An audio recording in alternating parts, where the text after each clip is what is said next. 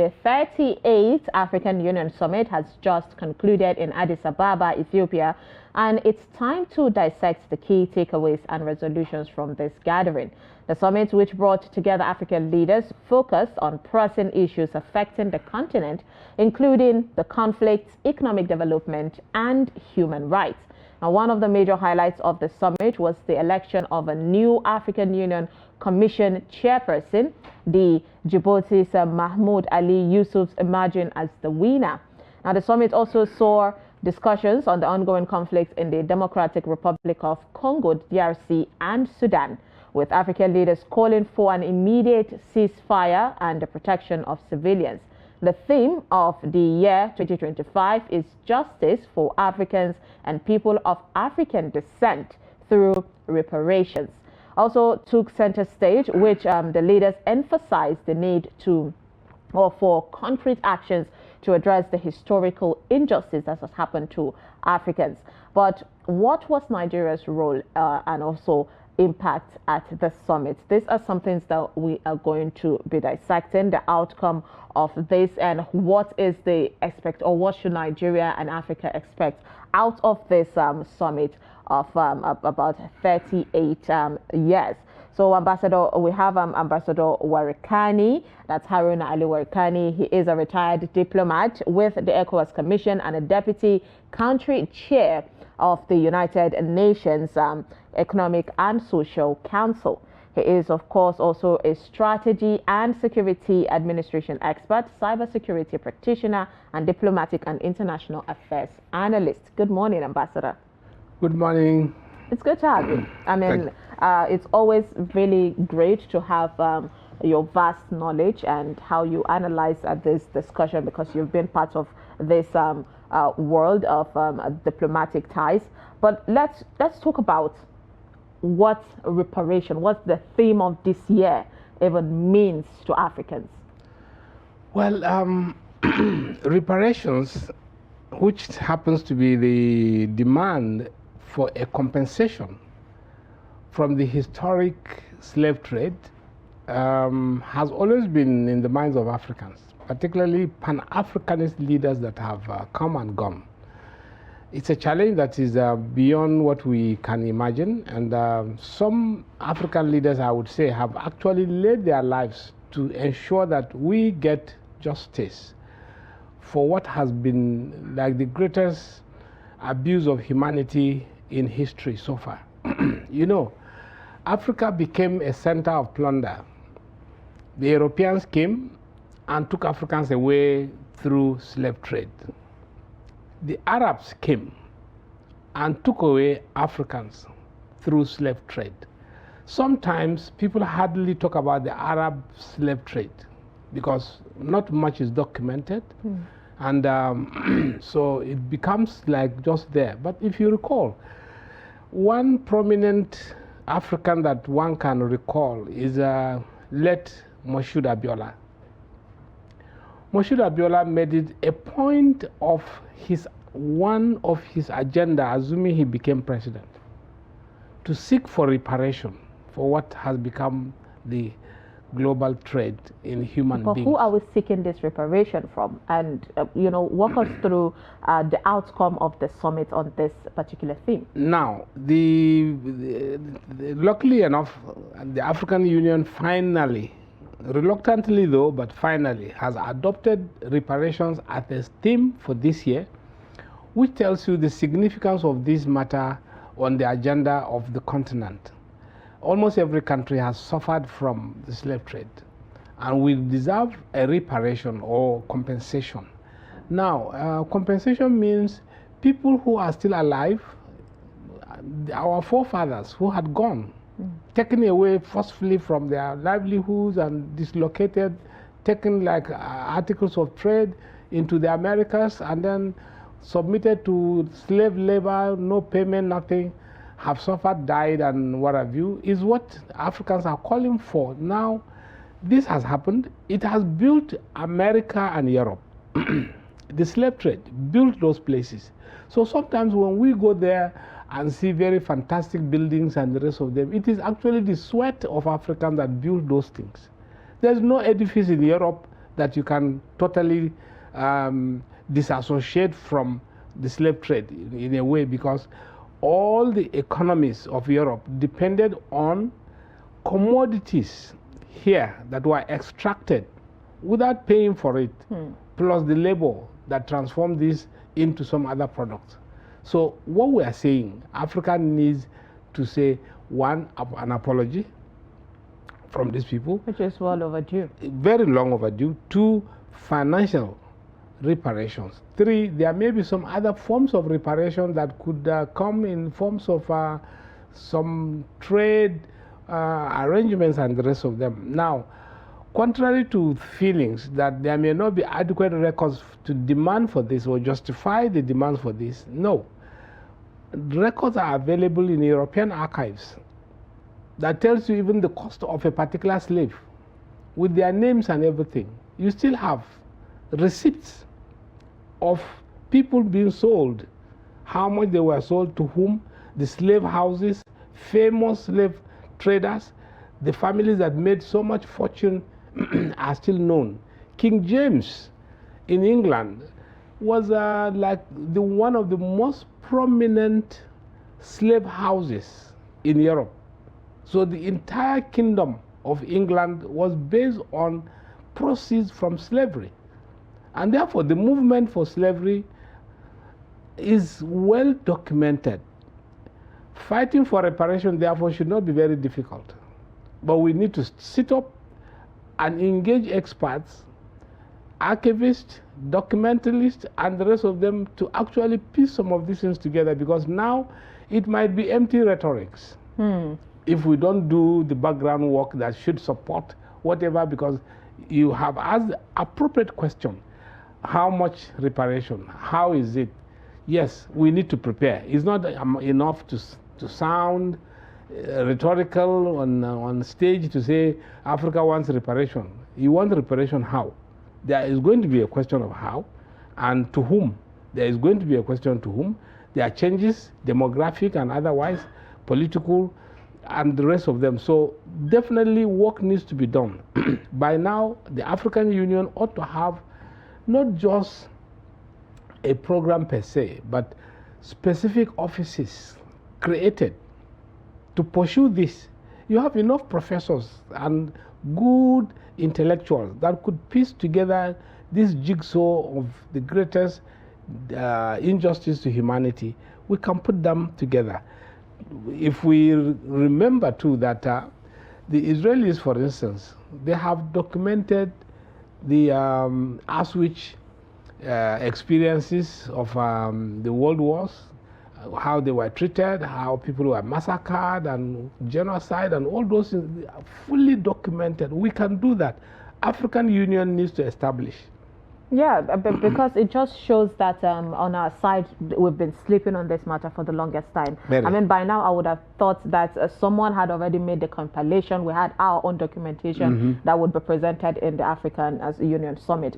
But let's talk about concern about, European influence or Western influence on the African Union itself. There's been a lot of concern on that. Don't you think that would slow down this process or not even make it happen?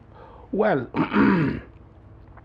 if you leave the European Union and Africa as partners or friends or colleagues or former colonialist masters and owners, you will see clearly that the European Union never wish Africa any good. Very, very clear.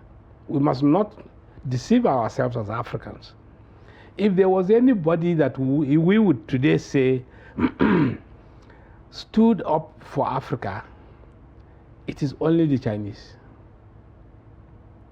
Because you can see even in this summit, one of the prominent messages from any bloc or country came from China. The Chinese see Africa as a real partner.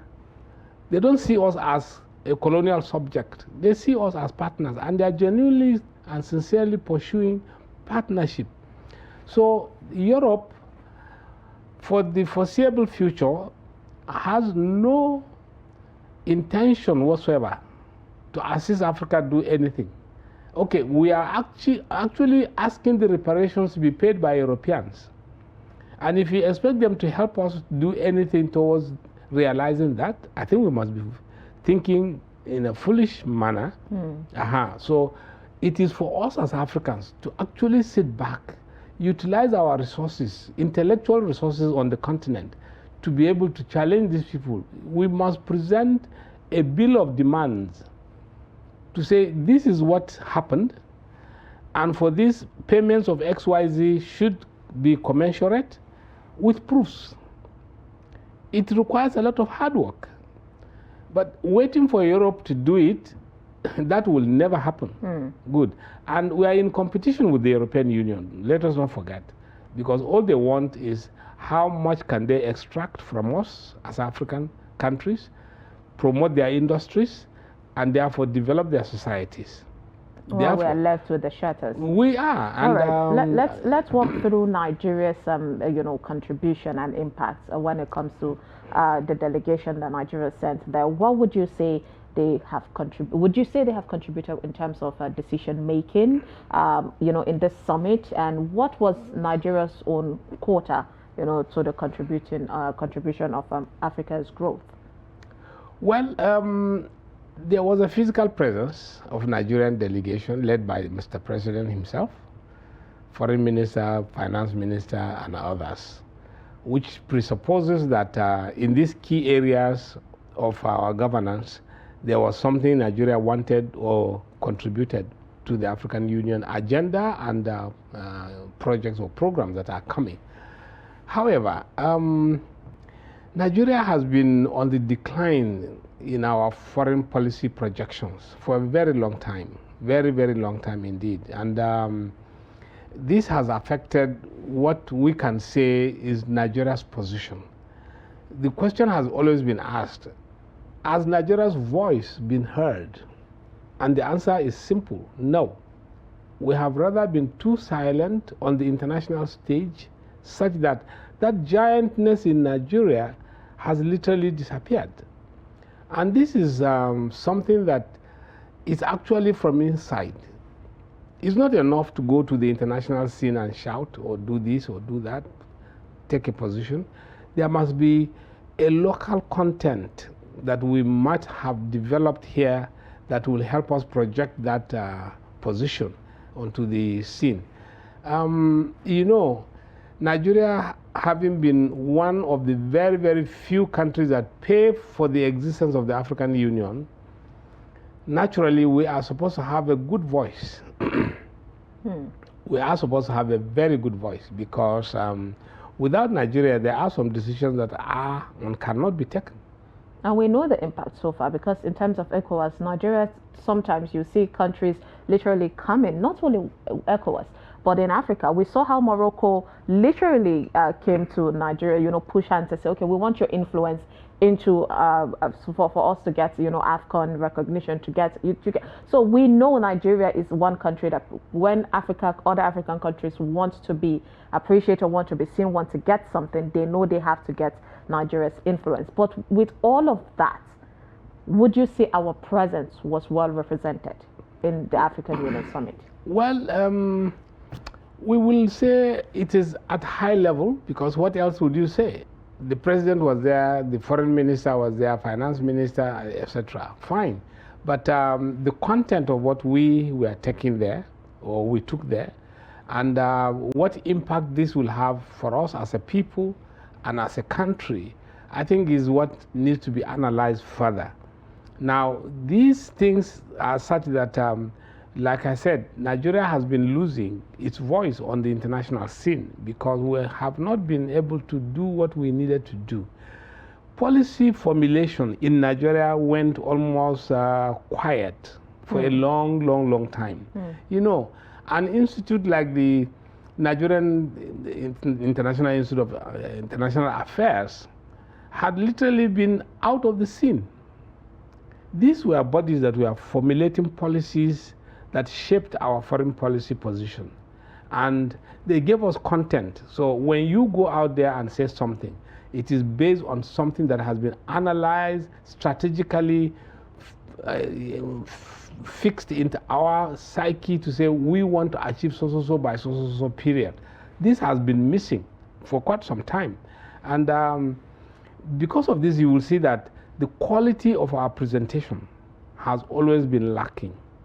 We need to improve. The smart people that we have in Nigeria, that we're talking about setting agendas now. The African Union set agenda to 2060, I think 2063, where it says there's a projection of things that could happen.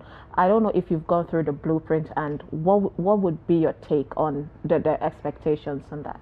Well, excellent document in so many ramifications. However, it is the implementation that is always the problem. And for us as a country, like we said, we're just saying, the content is something that we have not been able to sincerely analyze as it should be. Because, okay, if you just take, for us as a nation, what do we put in and what do we take out? That should be the metrics. We must be able to put in something, and in return, we should be able to take out something as a nation.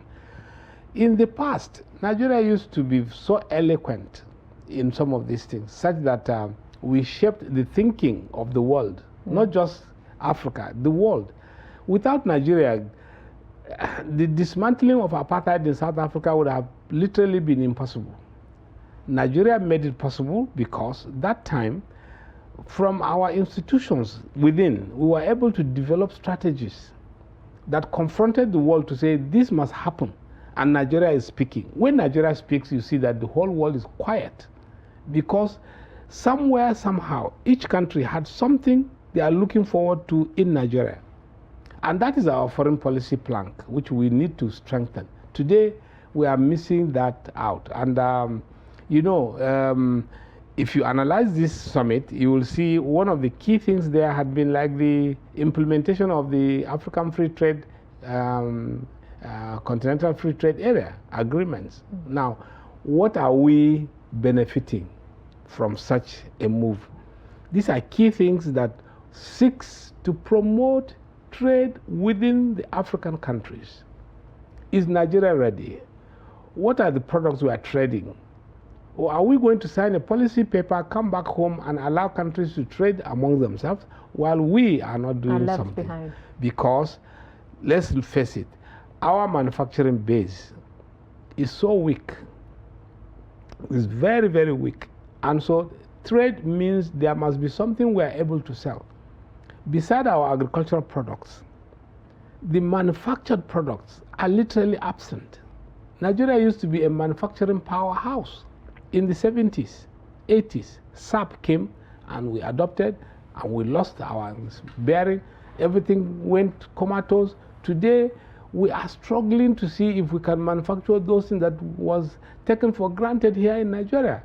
So these are some of the things that domestically we need to strategically re-engineer ourselves.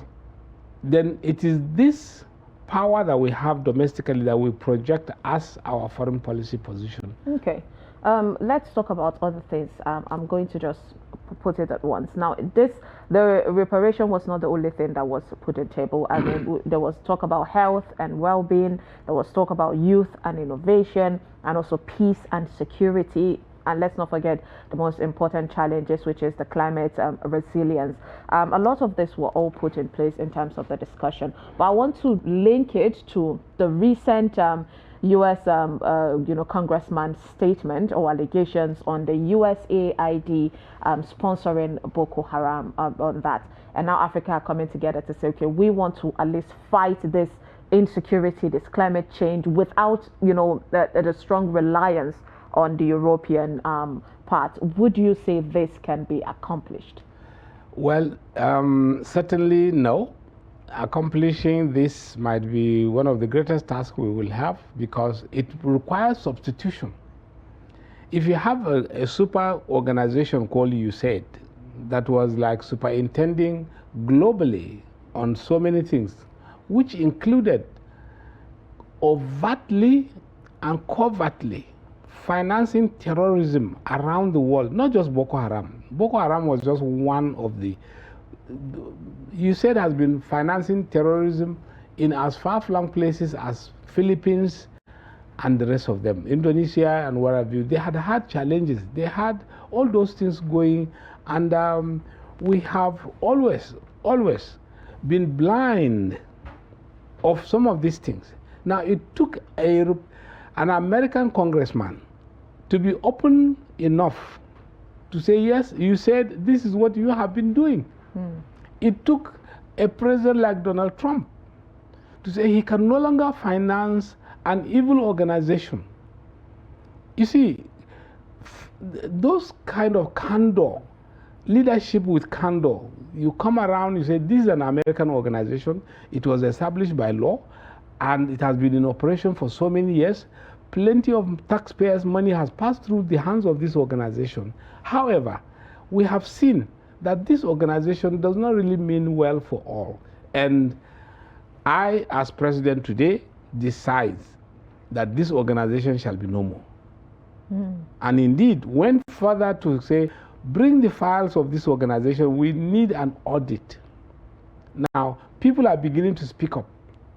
If anybody said before now that America is financing terrorism, the most likely repercussions or reactions of people would have been, just shut up, we don't know what you are saying. Yeah, but we've seen clip. I personally have seen clip of the former U.S. Senate, Hillary Clinton, making talks like that, saying, oh, you know, we at some point had influence with ISIS and Al-Qaeda, but then along the line, they got out of hand. So we've seen clips. I think we've just been in denial or fearful of, you know, defending ourselves from these people. But yes, if there is anything from your call, is that African leaders need to wake up to make sure they literally defend their own country and move forward. And hopefully we get to see the zeal, the political will to make that happen on the African Union part.